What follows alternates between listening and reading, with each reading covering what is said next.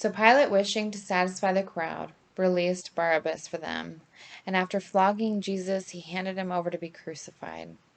Then the soldiers led him into the courtyard of the palace. That is the governor's headquarters, and they called together the whole cohort. And they clothed him in a purple cloak, and after twisting some thorns into a crown, they put it on him, and they began saluting him. Hail, King of the Jews! They struck his head with a reed, spat upon him, and knelt down in homage to him. After mocking him, they stripped him of the purple cloak and put his own clothes on him.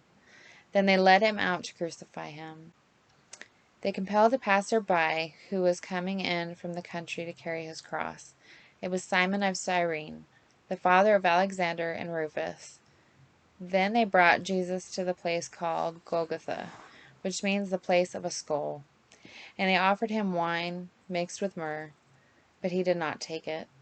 And they crucified him and divided his clothes among them, casting lots to decide what each should take. It was 9 o'clock in the morning when they crucified him. The inscription of the charge against him read, "The King of the Jews." And with him they crucified two bandits, one on his right and one on his left. Those who passed by derided him, shaking their heads and saying, "Aha! You who destroy the temple and build it in 3 days, save yourself and come down from the cross." In the same way the chief priests, along with the scribes, were also mocking him among themselves and saying, "He saved others, he cannot save himself. Let the Messiah, the King of Israel, come down from that cross now, so that we may see and believe." Those who were crucified with him also taunted him.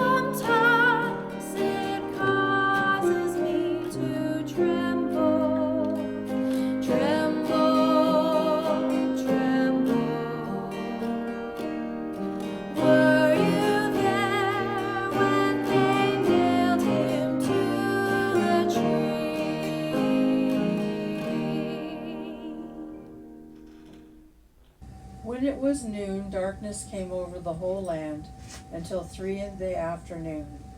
At 3 o'clock, Jesus cried out with a loud voice, "Eli, Eli, lama sabachthani," which means, my God, why have you forsaken me?" When some of the bystanders heard it, they said, "Listen, he is calling to Elijah." And someone ran, filled a sponge with sour wine, put it on a stick, and gave it to him to drink, saying, "Wait, let us see whether Elijah will come to take him down." Then Jesus gave a loud cry and breathed his last. And then the curtain of the temple was torn in two from top to bottom. Now when the centurion, who stood facing him, saw that in this way he breathed his last, he said, "Truly, truly, this man is God's son."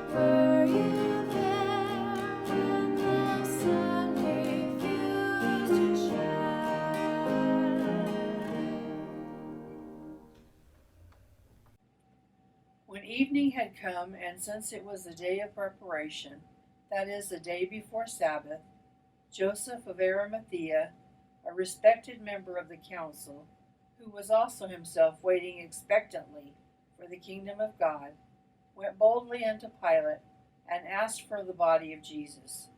And then Pilate wondered if he were already dead.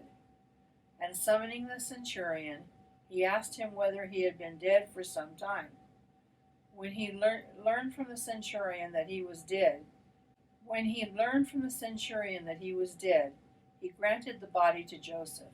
And then Joseph brought a linen cloth, and taking it down the body, wrapped it in the linen cloth, and laid it in the tomb that had been hewn out of the rock.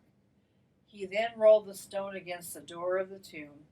Mary Magdalene and the mother of Joseph saw where the body was laid.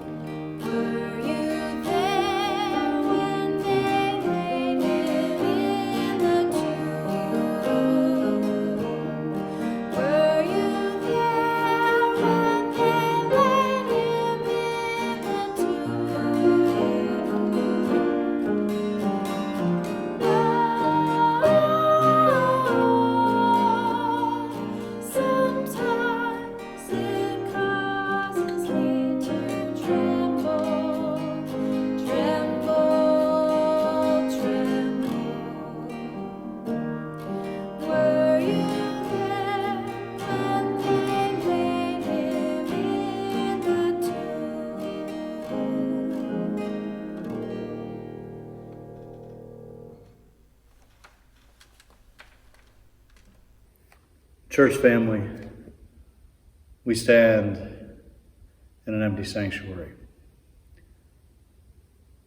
As I reflect and think about what the next 2 days are going to be like, as I think about the churches in St. Peter's Square in Rome, as I think about the Easter celebrations that would be in the Holy Land, at the Church of the Sepulchre, at the Church of the Nativity,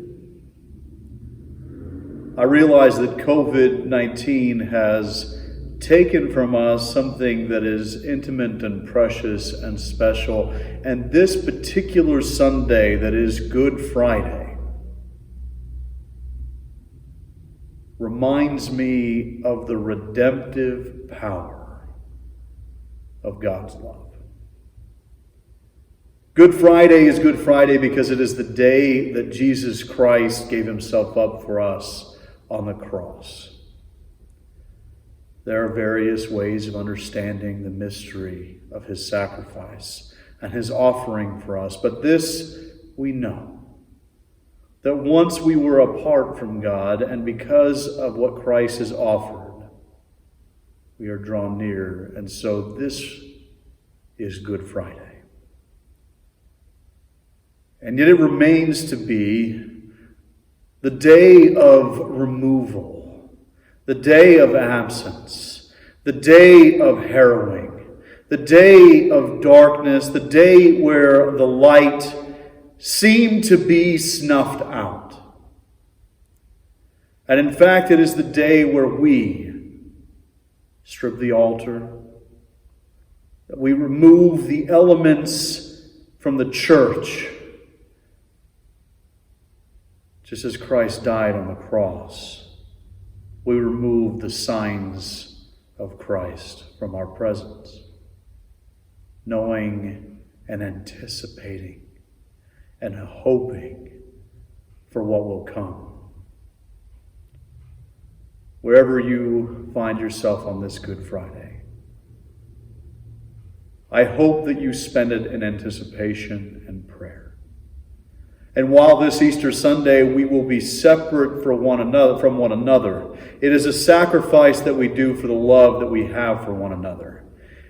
And it will be all the more sweet when we rejoice in being returned to one another's fellowship. May God be with you until then. And may, as we put down the holy things, may we remember the one who suffered and died for us.